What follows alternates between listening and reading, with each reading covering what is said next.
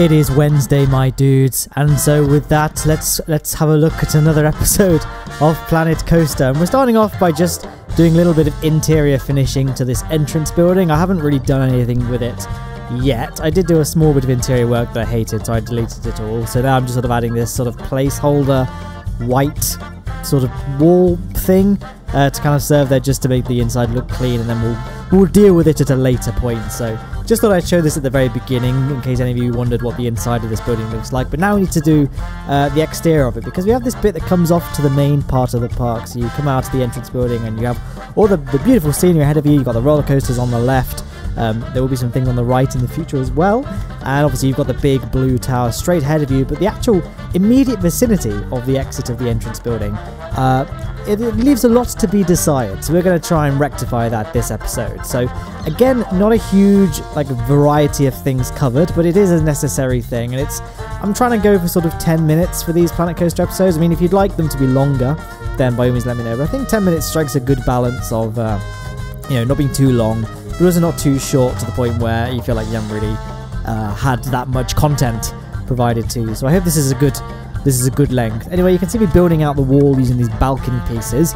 Standard wall pieces in Planet Coaster, they're not very dynamic. I was about to say diverse. They're not very dynamic because they can only really be rotated 90 degrees, and they can only be placed completely perpendicular to the ground, whereas special pieces like the temple wall pieces and the balcony pieces, they can be placed at all sorts of angles. We can achieve really nice, unique wall shapes like the one we've got here, and I'm just adding this sort of decking shape here.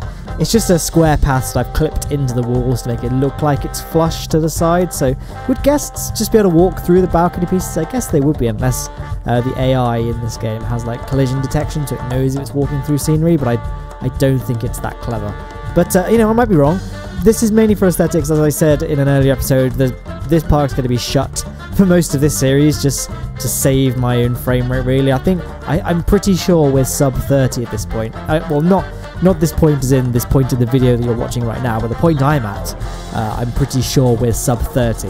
So I mean, I could probably enhance POVs and stuff and general cinematics using Cheat Engine, but for just recording gameplay I don't need to do that because I'll be speeding it up. But for my own sanity, as I'm recording it, it's becoming a little bit inconvenient. So probably going to keep it closed, but that's the state of things. I will admit that it is basically my own fault for making that stupid tower in the middle of the park, which is currently sitting at about 23,000 parts.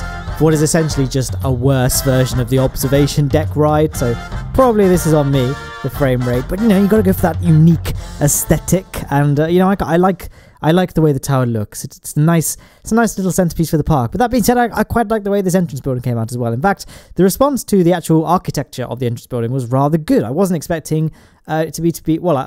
It's not that I expected to have negative reception, but I was pleasantly surprised with how positively people seem to react to the architectural style of it. In fact, when people said, "Are you an architect in real life?" I was like, "Yes, that's what I was going for." Well, no, I wasn't going for people thinking I was an architect in real life, but I was going for the fact that people would think it would look like something that could legitimately exist in the real world, designed by an architectural firm. Anyway, this is not going to be a functional interior. This is just going to be a facade. We're going to have these stalls at the front.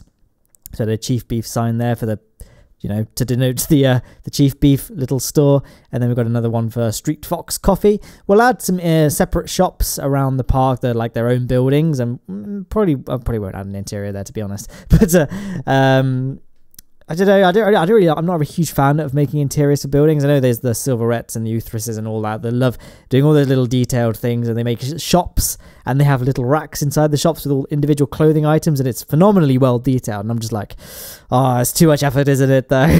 And I find I try and keep the camera as still as I can.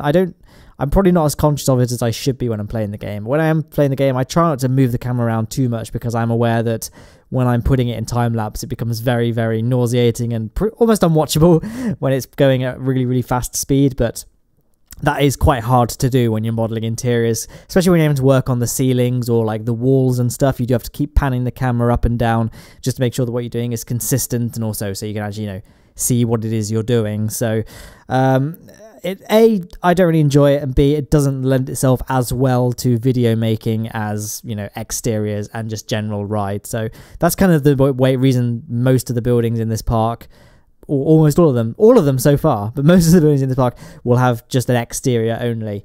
But, you know, you can kind of imagine that this would be, in reality, this could just be like a store place where all the utility staff rooms would be anyway, so guests wouldn't necessarily be allowed in here anyway.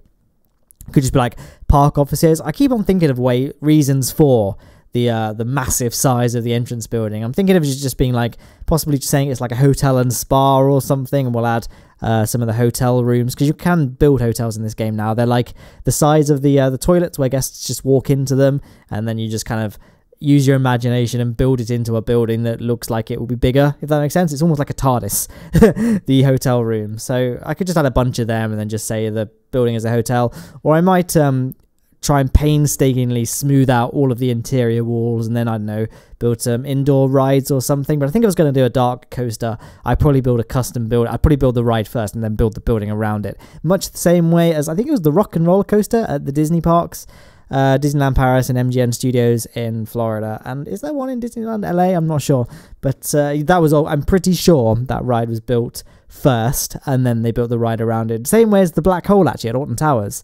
That old chestnut that seems to be making a recurrence in every episode in this series so far. Not the ride, obviously, but the park in general. Black Hole, the ride, it's a Jetstar 2, I believe, and I think it was called the Beast or the Beastie or Son of the Beast or something like that. It's basically where Air is now. That's where it was. They basically just dismantled the whole thing, moved it next to where Oblivion would eventually be built, and they just built this big tent around it and called it a day. Obviously, the ride is not there anymore. I'm not sure if I know the ride still exists, but I don't think it's been sold. It's just assembled for people to go and view it and buy it if they want to for their own parks. But I say people, I mean companies. It's not like random, like Jeff can go, oh, that would look good in the car park, wouldn't it? Just outside is B&Q. I mean, maybe it would. Maybe there is a market. I don't know. Potential.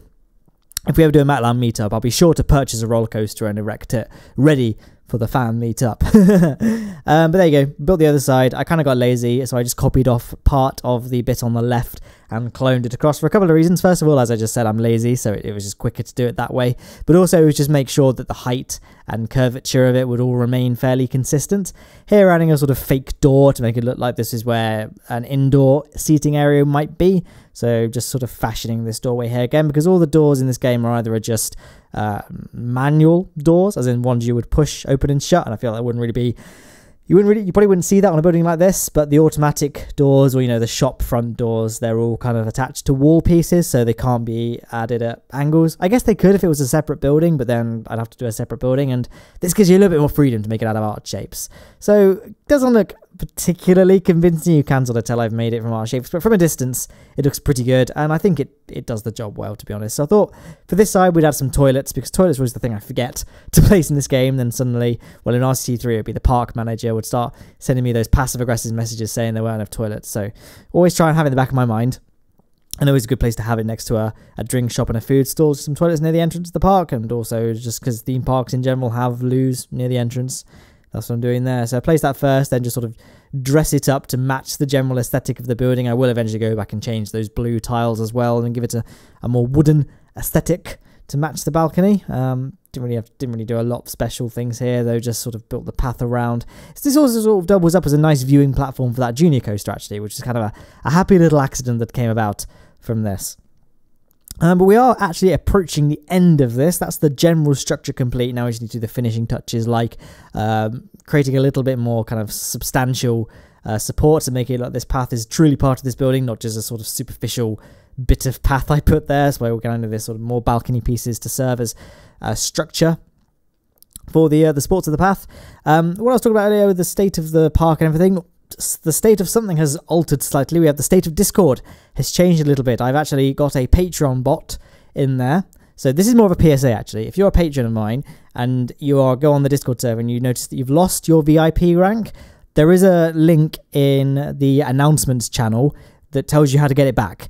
The VIP role now is all automated by the Patreon bot, so when you are donating, you have it, and if you stop donating, which is fine, I'm not going to hold that against you, you can do with the money what you want, but if you stop donating, then that means that the rank will automatically be removed, just to make it fair for people that are donating, they have the rank. And that's the state of that. So if you notice that your rank seems to have disappeared, worry not. You can fix that by following the link in the announcements channel.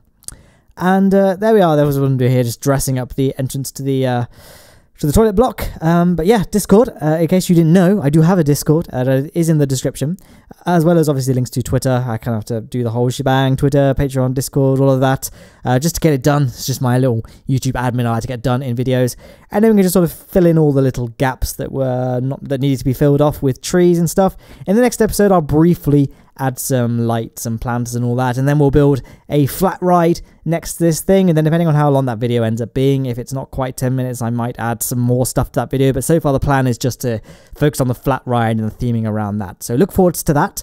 I hope you enjoyed this video, and I hope you enjoy the rest of your week. There is a link on screen to the playlist if you are blind and didn't see that before, and goodbye.